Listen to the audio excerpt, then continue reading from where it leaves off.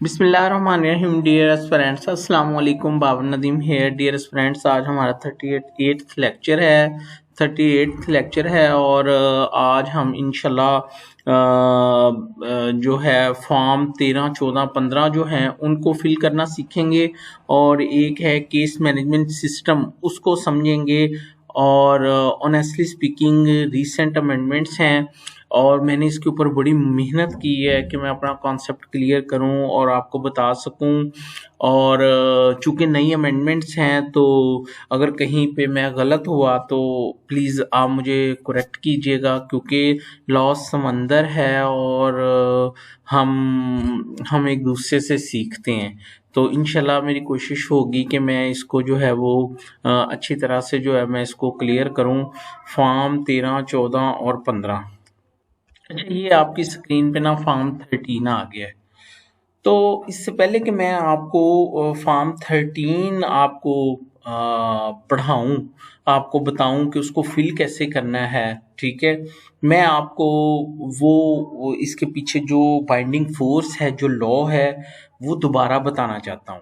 यानी order 9A हम पढ़ चुके हैं, लेक्चर यूट्यूब के ऊपर मौजूद है, आप उसको सुन सकते हैं।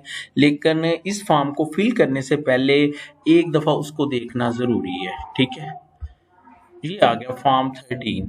ये हमारे पास रिसेंट अमेंडमेंट के तहत जो है वो आ गया। मैं इसको जल्दी से इसका रूल 1 पढ़ता हूँ। वो कहता है, fixation of intermediate date after the closing of pleadings the court shall fix a day for examination of the parties under order 10, ठीक है, a day for discovery and inspection under order 11, a day for its proceeding under order 12, ठीक है।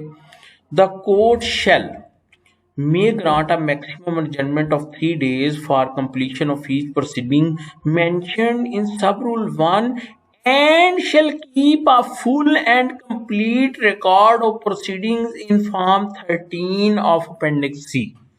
मैं इसका बताता हूँ जी। नई amendment ने कोर्ट को पाबंद किया है कि ऑर्डर 10, 11, 12 के लिए आपने एक एक दिन फिक्स करना है और मैक्सिमम 3 डेज के अंदर आपने हर प्रोसीडिंग को जो है वो कंप्लीट करना है, ठीक है। और जो सबसे बड़ी बात है वो ये है कि आपने जो प्रोसीडिंग करनी है उसको आपने फॉर्म 13 में जो है वो रिकॉर्ड करना है। उसका कंप्लीट रिकॉर्ड किस में रखना है? अपेंडिक्स सी और फॉर्म 13 में उसका जो है वो रिकॉर्ड रखना है। तो यहाँ से एक चीज़ तो क्लियर होगी कि फॉर्म 13 कोर्ट का है। ये कोर्ट की हेडिंग होगी कि कोर्ट जो है इस फॉर्म को फिल करे और उसको रिकॉर्ड का क्या करे, हिस्सा बनाए, ठीक है। अच्छा, इससे पहले कि मैं फॉर्म 13 बताऊं, एक ये भी मसलन है, एक डिबेटेबल इशू कि क्या ये प्रोसीडिंग्स मैंडेटरी हैं ऑर्डर 10, 11, 12 की। तो मैं कहता हूँ ये मैंडेटरी हैं। मैंडेटरी से मुराद क्या है कि कोर्ट ये नहीं कर सकती कि वो कहे कि चूंकि पार्टीज ने कहा है जी कि हमने ये प्रोसीडिंग्स नहीं करवानी, तो कोर्ट जो है वो क्या करे कि उस प्रोसीडिंग को बाईपास करके आगे चली जाए। उसकी रीज़न ये है, तो एक तो कोर्ट कह रहा है कि शैल अपने हर प्रोसीडिंग के लिए एक एक दिन जो है उसको क्या करना है, फिक्स करना है। और सबसे जो बड़ी फिर वो कहता है कि फॉर्म 13 में उसका रिकॉर्ड भी रखना है। और अब ये देखें, it shall be the duty of the court to take proceeding under order 10, 11 and 12 and to satisfy itself that the parties go to trial for precise and exact issue of law and facts they are at variance with each other। यानी court की ये duty है कि उसने ये proceeding जो है इसको करवानी है। और जो उन्होंने अब ऑर्डर 10, 11, 12 को जो अमेंड किया है उसको पढ़े तो उसमें भी कोर्ट के ऊपर पार्ट पे एक बात छोड़ी की कि कोर्ट शैल इंक्वायर, कि कोर्ट पार्टी से पूछेगा कि आपने डॉक्यूमेंट्स जो है वो एडमिट करना है या डिनाई करना है। तो कहने का मतलब ये है कि सिंपल ये लिख के कि इन प्रोसीडिंग की जरूरत नहीं है, इन प्रोसीडिंग्स को जो है वो बाईपास जो है वो नहीं किया जा सकता, ठीक है। अच्छा, तो अब हम इस बात पे वापस आते हैं कि कोर्ट ने फॉर्म 13 में क्या करना है, प्रोसीडिंग को रिकॉर्ड करना है। अब हम फॉर्म 13 को देखते हैं। केस फॉर्म, ये केस मैनेजमेंट फॉर्म। अच्छा, एक और बात आप में मैं क्लियर कर दूं, ये फॉर्म 13 जो है ये फॉर ईच पार्टी कोर्ट ने रखना है। कोर्ट ने दोनों पार्टियों के लिए एक ही फॉर्म नहीं होगा, बल्कि प्लेंटिफ के लिए फॉर्म 13 अलहदा होगा और प्लेंटिफ जो जो डिफेंडेंट है उसके लिए फॉर्म 13 जो है वो अलहदा से होगा। और वो आपको कहाँ से या कैसे पता चलेगा कि उसने हर जगह पे उस चीज का ऑप्शन दिया है, प्लेंटिफ और डिफेंडेंट, और नीचे सिग्नेचर भी सिर्फ एक पार्टी के हैं। There by meaning there by कि ये प्लेंटिव ये एक पार्टी के लिए फॉर्म का स्पेसिमन दिया, दोनों पार्टियों के लिए उन्होंने स्पेसिमन दिया है, लेकिन जब हम इसको फिल करेंगे तो हम हर पार्टी का जो है वो अलहदा रखेंगे। अब देखें ना, एंड पे उसने सिर्फ एक कौंसल का सर्टिफिकेट, एक पार्टी का सिग्नेचर, यानी प्लेंटिफ और डिफेंडेंट दोनों का अलहदा अलहदा नहीं बनाया। मीनिंग देर बाय कि आप एक वक्त में ये फॉर्म सिर्फ एक पार्टी के लिए इस्तेमाल कर सकते हैं। अगर आप दोनों के लिए फिल करना चाह रहे हैं, यानी दोनों के लिए मैंडेटरी होगा, तो उसके लिए ये फॉर्म कितनी जगहों पे फिल होगा? 2 जगहों पे। ठीक है। अच्छा, अब मैंने जो है ना आप लोगों की आसानी के लिए मैंने खुद से ये फॉर्म जो है वो बनाया है, उसको मैं जरा आपके सामने खोलता हूँ। ये है, ठीक है। तो इसको शुरू करते हैं। केस मैनेजमेंट, इसके ऊपर आप वो भी लिख सकते हैं, अपेंडिक्स सी, यही है ना? ठीक है। फॉर्म केस मैनेजमेंट स्टेटमेंट, ठीक है। In the court of mister Babar Nadeem administrative जज 3 भावलपुर, सिविल सूट नंबर, ठीक है। तो उसके बाद पार्टीज का नाम आ गया। ये अगर प्लेंटिफ है तो प्लेंटिफ और एस का मतलब ज्यादा प्लेंटिफ, ठीक है। By plaintiff, by plaintiff. अच्छा, ओरिजिनल परफॉर्मे में देखेंगे ना आप, तो उसने क्या किया है, उसने लिखा है बाय प्लेंटिफ बाय डिफेंडेंट। ये मैंने क्या किया है, काट दिया इसमें से, क्योंकि हम सिर्फ प्लेंटिफ के लिए फिल कर रहे हैं। डिफेंडेंट के लिए फिर जब डिफेंडेंट का होगा तो फिर यहाँ पे क्या लिखा आ जाएगा, यहाँ पे बाय डिफेंडेंट्स लिखा आ जाएगा। फिलहाल हम प्लेंटिफ के लिए डेट ऑफ फाइलिंग, वैसे मेरे ख्याल में ये होना चाहिए था डेट ऑफ फिलिंग, ठीक है। नहीं हो डेट ऑफ फाइलिंग, वो डेट लिखनी है जिस डेट को कोर्ट उसको जो है वो कंप्लीट कर रहा है, अपने रिकॉर्ड का हिस्सा बना रहा है, ठीक है। Pursuant to Order 9A CPC, plaintiff या plaintiffs shall submit case management system as under, ठीक है। ले जी, whether the plaintiff requires inspection and discovery of document in term of Order 11 CPC if so specified। देखें, थोड़ी देर के लिए ना मैं आपको, ये हमने पढ़ा हुआ है कि जब ऑर्डर 10 की कार्रवाई हो जाएगी तो कोर्ट ने उसको किस कार्रवाई के लिए एडजर्न करना है, ऑर्डर 11 की कार्रवाई के लिए। और उस दिन कोर्ट ने ऑर्डर क्या किया था, ये देखें, याद करें। Now in compliance of order 9A Rule 1 Clause B of Code of Civil Procedure, the case is hereby fixed for 8/1/2021 for discovery and inspection under Order 11. The parties are hereby directed to deliver interrogatories and detail of document they intend to inspect on the said date। यानी जब order 10 की कार्रवाई court complete करेगी तो court party को order 11 के लिए उसे फिक्स करेगी, तो साथ ही पार्टियों को डायरेक्शन देगी कि उस डेट पे अगर आपके पास कोई इंटेरोगेटरी है या आप कोई डॉक्यूमेंट जो है वो आप इंस्पेक्ट करवाना चाहते हैं, तो उस डेट पे आप उसकी कोर्ट को क्या करें, डिटेल दें। अच्छा, अब उससे अगली डेट जब ऑर्डर 11 की कार्रवाई होगी तो कोर्ट क्या लिखेगी, today the case is fix for proceeding under order 11 but none of the parties has produced any interrogatory or detail of the document to be inspected। ठीक है। अच्छा, इसकी बाइंडिंग फोर्स क्या थी, याद करें। मैंने पूछा कि ये जो लिखा है कोर्ट ने जो फिक्स किया उसको इंटेरोगेटरी के लिए, तो ये कौन सी फोर्स थी। आप ऑर्डर 11 में आए और उसका नई अमेंडमेंट के साथ जो है वो उसका जो रूल 1 है वो ये था, डिस्कवरी बाय इंटेरोगेटरीज।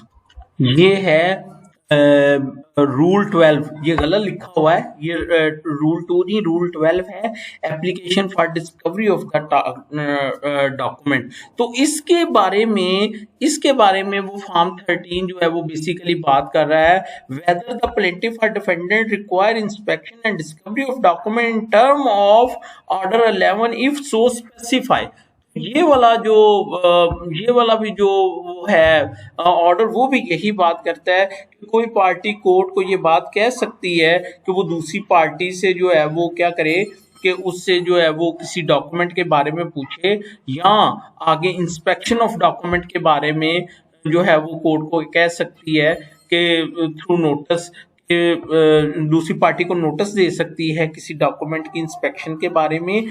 लेकिन जो कोर्ट का उसमें इंटरेस्ट होगा वो सिर्फ इस हद तक होगा कि क्या पार्टीज ये प्रोसीडिंग करवाना चाहती हैं या नहीं, उस प्रोसीडिंग का तरीकेकार क्या होगा वो ऑर्डर 11 के अंदर लिखा हुआ है। लेकिन कोर्ट ने उनसे पूछना है कि क्यों भाई आप बताएं कि आपने जो है वो कोई डॉक्यूमेंट इंस्पेक्ट करवाना है, ठीक है, whether the plaintiff require inspection and discovery of document. देखो ये फैक्ट नहीं है, ये of document in term of order 11 if so please specify, तो वो डॉक्यूमेंट आप जो है वो यहाँ पे लिख दो।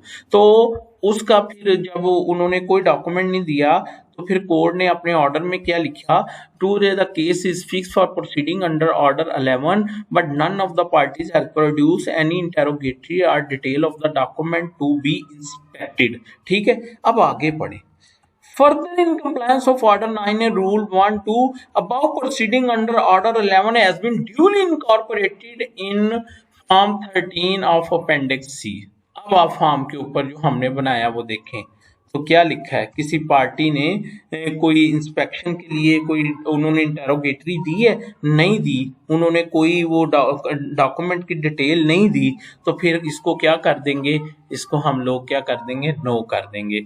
तो होप कि आपको इसकी समझ आ गई। ठीक है, whether the plaintiff requires the defendant to admit or deny certain fact in term of order 11 CPC, if so please detail should be given। अच्छा, अब इसकी फोर्स देखें कि इसके पीछे फोर्स क्या है। इसके पीछे जो बाइंडिंग फोर्स है वो क्या है कि वो जो ऑर्डर 12 है उसका ये रूल 4 है, नोटिस टू एडमिट फैक्ट्स। ठीक है, इसमें एक ही बाकी एडमिशन ऑफ केस डॉक्यूमेंट के बारे में है और फैक्ट्स के बारे में सिर्फ रूल 4 है। ठीक है, इसका प्रोसीजर क्या है ये हमने पढ़ा था, ये समथिंग डिफरेंट। लेकिन कोर्ट इसके बारे में पूछेगी कि क्या एक पार्टी दूसरे से कोई फैक्ट जो है वो एडमिट करवाना चाहती है। अगर करवाना चाहती होगी तो कोर्ट रूल 4 के मुताबिक उसकी प्रोसीडिंग करेगा और उसका जो अंदराज है वो किसके अंदर करेगा, वो कोर्ट फॉर्म 13 में करेगा। यहाँ पे एक कंट्राडिक्शन है कि अगर आप ये रूल 4 को पढ़ें तो इसमें लिखा हुआ है नॉट लेटर देन 9 days, वो उसको जो है वो क्या करेगा, हियरिंग से पहले वो उसको नोटिस देगा। ठीक है, और फिर वो पार्टी को जो है वो एडमिट करने के लिए जो है वो कितने दिन दिए जाएंगे, 6 days, जबकि उधर लिखा हुआ है ना ऑर्डर 9A में कि ये प्रोसीडिंग 3 दिन में जो है वो कंप्लीट करनी है। तो ये एक लॉ में जो है वो कंट्राडिक्शन जो है वो नए लॉ में जो है वो मौजूद है। ठीक है, एनी हाउ अगर पार्टी ने जो है वो कोई डॉक्यूमेंट कोई फैक्ट कोई उसने सर्टेन फैक्ट को एडमिट करने के लिए रूल 4 के मुताबिक को कार्रवाई का नहीं कहा तो उस सूरत में उसमें भी क्या लिख दिया जाएगा, उसमें भी नो लिख दिया जाएगा। ठीक है, जब डिफेंडेंट का फॉर्म फिल करेंगे 13 तो प्लेंटिफ की जगह पे क्या आ जाएगा, डिफेंडेंट।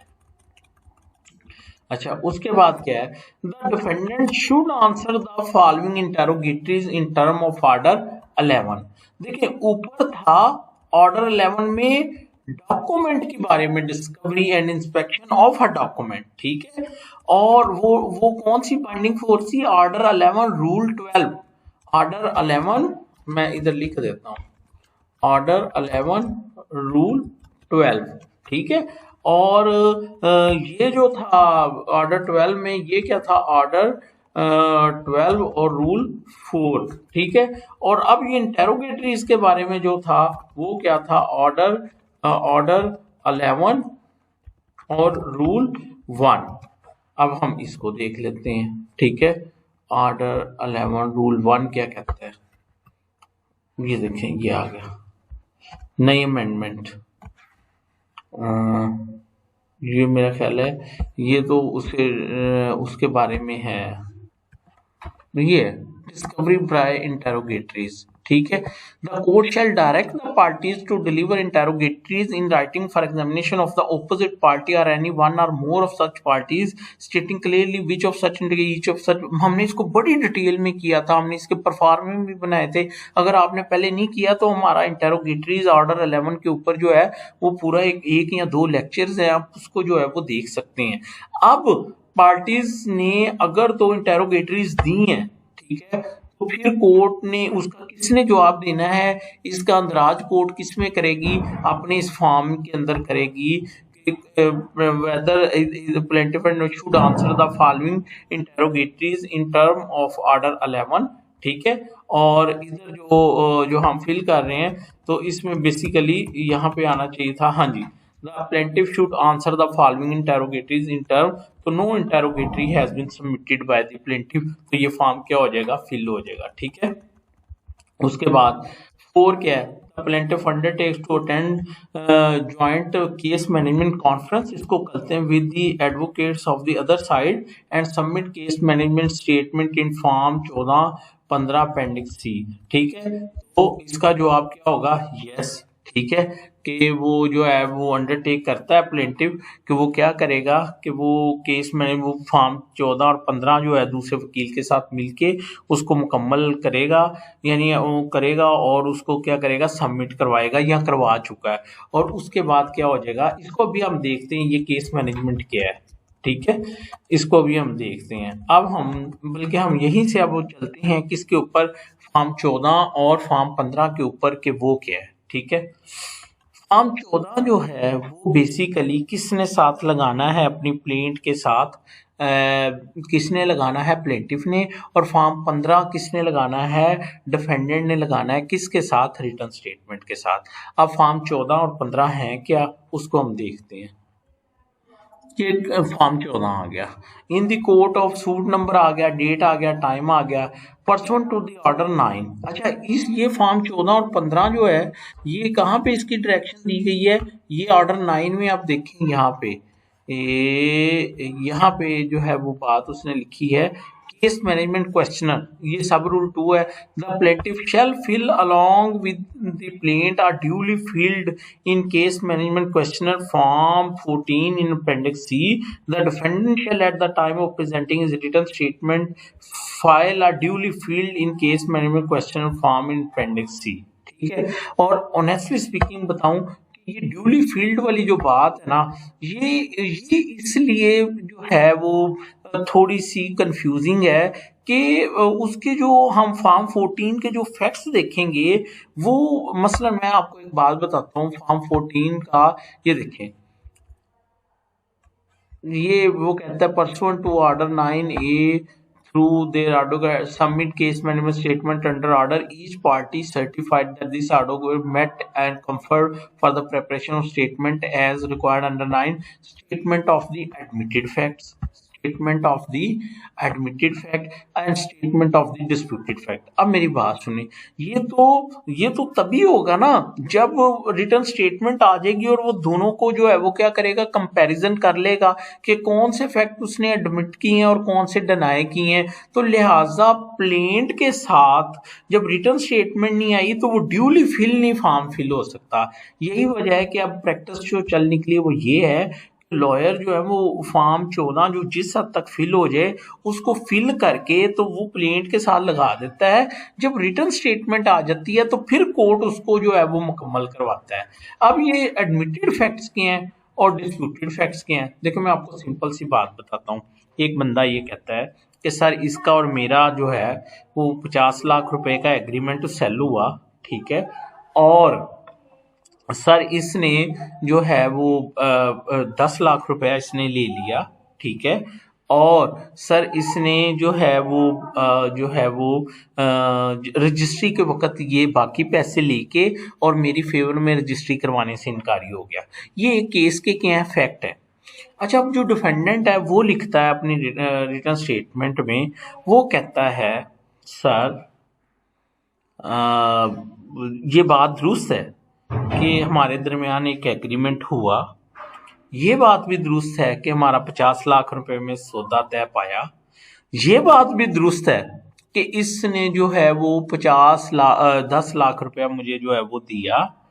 लेकिन ये जो बात कहता है कि मैं रजिस्ट्री करवाने से इनकारी हुआ, ये गलत कर रहा है। इनफैक्ट ये पैसे देने में मुझे जो है वो यानी इसने मुझे पैसे नहीं दिए उस वक़्त, या इसके पास पैसे थे नहीं, जिस वजह से जो है वो रजिस्ट्री जो है वो नहीं हो सकी।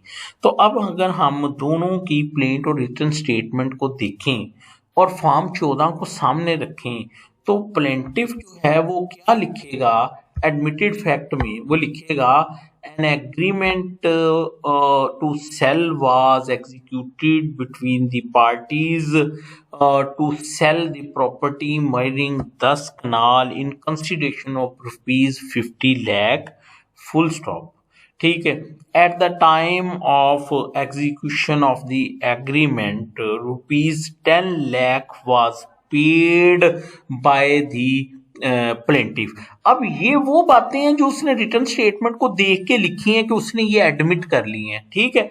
और डिस्प्यूटेड फैक्ट में वो क्या लिखेगा, जो प्लेंटिफ के बाद that defendant refused to execute a registered sale deed in favor of the plaintiff by receiving the remaining consideration। ये किसके पार्ट पे बात होगी, प्लेंटिफ के पार्ट में। यानी प्लेंटिफ ये लिखेगा जो डिफेंडेंट ने उसकी बात रिफ्यूज कर दी है, वो कहाँ पे लिखेगा उसको, उसको ये जो दूसरा होगा डिस्प्यूटेड फैक्ट इसमें लिख देगा। अच्छा, अब जब फॉर्म 15 आएगा, अब जब डिफेंडेंट फिल करेगा तो डिफेंडेंट क्या लिखेगा इसके अंदर, इसमें एडमिटेड फैक्ट में, एडमिटेड फैक्ट तो वो वही लिखेगा जो उसने लिखे हैं, that an agreement to sell the property rupees 50 lakh was executed between the parties in consideration of to sell the property mirroring 10 canal, ठीक है, full stop. Further admitted that 10 lakh was paid as advance consideration, full stop, ठीक है, ये हो गया। अब वो क्या लिखेगा, डिस्प्यूटेड फैक्ट क्या है, that plaintiff failed to pay the remaining sale consideration at the time of the execution of the registered sale deed, due to which the registered sale deed could not be executed। तो ये किसके part पे हो जाएगा, ये किसके part पे हो जाएगा, ये डिफेंडेंट के पार्ट पे हो जाएगा। तो अगर आप मेरी ये सारी बातों को एक पेज के ऊपर लिखेंगे ना, तो फिर आपको इसकी जो है वो ज्यादा जो है वो समझ आ जाएगी, ठीक है। तो होप कि आपको ये फॉर्म 14 का जो ये जो 1 और 2 है इसकी आपको समझ आ गई है। अच्छा, उसके बाद issue arising for determination including preliminary issues if any in case of disagreement of issues, enumerate issues which are agreed and those which are not agreed for the court consideration, ठीक है। तो इसमें क्या हो जाएगा जी, that the agreement was executed, ये agreed हो गया, ठीक है। That consideration was fix rupees 50 lakh, agreed हो गया। दैट 10 लाख वाज पेड, ये क्या हो गया, ये एग्रीड हो गया, ठीक है। और that the defendant failed to execute or registered sale deed in favour of the plaintiff, ये क्या हो जाएगा, ये डिसएग्रीड हो जाएगा। ये वाला पॉइंट क्या हो जाएगा, ये डिसएग्रीड हो जाएगा, ठीक है। इसके अलावा प्रीलिमिनरी इश्यूज में क्या आ जाएंगे, प्रीलिमिनरी इश्यूज में देखें, अगर डिफेंडेंट ये कहता है अपने रिटर्न स्टेटमेंट में दैट द सूट इज, मैं इस एग्जांपल की बात नहीं कर रहा, वैसे that the suit is time barred, that the suit is not maintainable, तो वो क्या हो जाएंगे, वो उसकी रिटर्न स्टेटमेंट को लिख देगा कि ये जो प्रीलिमिनरी इश्यूज हैं जो ये कह रहा है जिसकी बुनियाद पर ये दावा मेंटेनेबल नहीं है, तो यहाँ पे लिख दिए जाएंगे, ठीक है। उसके बाद इसी तरह डिफेंडेंट जो है वो भी फॉर्म 15 में इसी तरह वो उसको प्लेंट को देख के या वो समझेगा जो प्रीलिमिनरी इश्यूज हैं वो भी उसमें जो है वो लिख देगा, ठीक है। और वो क्या करेगा, एग्रीड एग्रीड एग्रीड, और कहेगा दैट दी हाँ जी। और डिसएग्रीड क्या करेगा, सॉरी वो प्लेंटिफ की बात को उसने चूंकि डिनाइड करना है, that the defendant fail to execute registered sale deed at the time of, अच्छा, fail to execute the registered sale deed, तो ये वो कहेगा कि डिसएग्रीड मेरे पार्ट पे कि इसको मैं जो है वो नहीं मानता। ठीक है, उसके बाद आगे चलते हैं। तो ये फॉर्म भी फिल हो गया। उसके बाद plaintiff elect the following from the list of consensual dispute resolution mechanism। तो ये आप याद करें, हमने कल ही इस पे लेक्चर लास्ट ही पढ़ा हमने। ठीक है, और ये रूल 4 था, while taking proceeding under order 11 9 10 11 12, the court having regard to the facts and circumstances shall carefully determine the possibility of the alternate dispute resolution method and when so warranted adopt such a method in accordance with section 89A। हमने detail में section 37 पढ़ा, अगर किसी ने नहीं देखा तो उसको देख लें। और इस फैक्टम का कोर्ट कहाँ पे अंदराज करेगा, कोर्ट यहाँ पे पार्टी लिख देगी कि इस केस में वो मीडिएशन चाहती है, आर्बिट्रेशन चाहती है या कंसिलिएशन चाहती है। ठीक है, तो ये जो कॉलम्स हैं ये पार्टी ने देखना है कि वो क्या आर्बिट्रेशन में जाना चाहती है, मीडिएशन में जाना चाहती है या नहीं जाना चाहती। ठीक है, उसके बाद यही कॉलम जो है उसका deadline for disclosure of the witnesses. ठीक है, पार्टी एंड डेडलाइन। सही है, इसमें पार्टी ने क्या करना है जी, कि पार्टी ने बताना है कि वो कब तक अपने जो विटनेसेस जो है उसको क्या कर देगी, कोर्ट के अंदर जो है वो पेश कर देगी। एक्चुअली ये कुछ ये भी व्यू है कि ये वाला फॉर्म जो है ये इशू फ्रेम होने के बाद और लिस्ट ऑफ विटनेस जब आ जाएगी तो उसके बाद ये बात सामने आएगी और इसको ट्रायल जज देखेगा कि अब उसने अपना जो है कब तक उसने अपने विटनेसेस जो है वो कोर्ट में क्या करने हैं, वो पेश करने हैं। ठीक है, फिर वो क्या करेगा कौंसल, वो अपना एक ट्रायल शेड्यूल देगा, वो ट्रायल डेट देगा। ठीक है, और एंटीसिपेटेड लेंथ ऑफ कितने मंथ में वो उसको मुकम्मल कर देगा। इसके बारे में भी कहा जाता है कि जब वो फाइल ट्रायल जज साहब के पास चली जाएगी तो ये कॉलम वहां पे फिल होगा। उसके बाद वो कोर्ट की डिटेल आ जाएगी, कौंसल की डिटेल आ जाएगी। ठीक है, और उसके बाद प्लेंटिफ का नाम आ जाएगा और उसके सिग्नेचर आ जाएंगे और नीचे आ जाएगा the court find that each party was represented by an advocate responsible for trial of this matter and was given an opportunity to be heard as to all matters encompassed by the case management system by each party and the joint case management statement by all the parties. The court adopt this statement as modified and enters it as order of this court under order 9A। ठीक है, तो ये statement लिख के तो ये वाला form जो है ये क्या हो जाएगा, ये मुकम्मल हो जाएगा, इट इज सो ऑर्डर्ड। तो यही फॉर्म 14 है और यही जो है वो क्या है जी, वो फॉर्म 15 है। ठीक है, दोनों में कोई फर्क नहीं है, वो सारा एक जैसा ही है, सिर्फ वो कोई फॉर्म 14 और 15 में कोई फर्क नहीं, सिर्फ एक प्लेंटिफ के लिए और एक जो है वो डिफेंडेंट के लिए।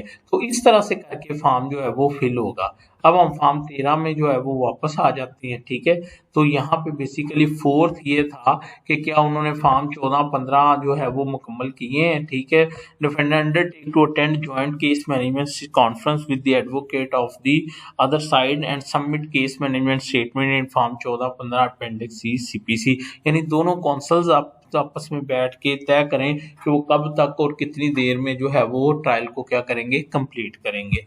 उसके बाद ये वाली जो ऊपर वाली प्रोसीडिंग है इस पे वो प्लेंटिफ ठहरे जो हमने फिल किया है उसको, वो प्लेंटिफ जो है वो क्या करेगा, वो प्लेंटिफ के कौंसल साइन करेंगे।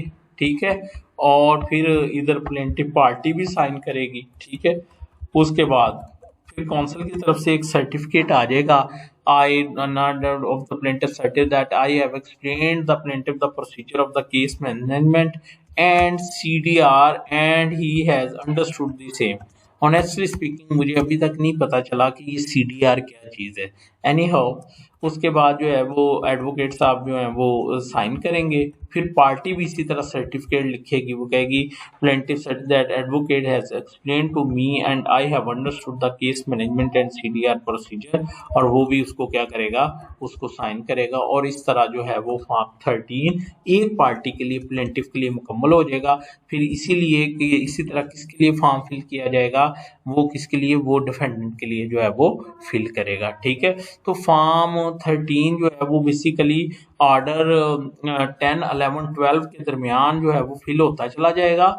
और जब कोर्ट मसलन उसको कंक्लूड करेगी, केस को इशू फ्रेम करने पे जाएगी, तो फिर बाकी भी कोर्ट उसको जो है वो मुकम्मल करेगी। और मीनवाइल जो है वो उनसे फॉर्म 14, 15 जो है वो भी क्या करवाए जाएंगे, उनसे मुकम्मल करवाए जाएंगे। तो बच्चों ये था फॉर्म 13, 14, 15 और केस मैनेजमेंट सिस्टम। मैंने कोशिश की है कि आपको बेस्ट वे में जो है वो ये बता सकूं। होप कि आपको समझ आई है, और इंशाल्लाह अब हम आगे चलेंगे। Thank you so much, share ज़रूर कीजिएगा। अल्लाह हाफिज़।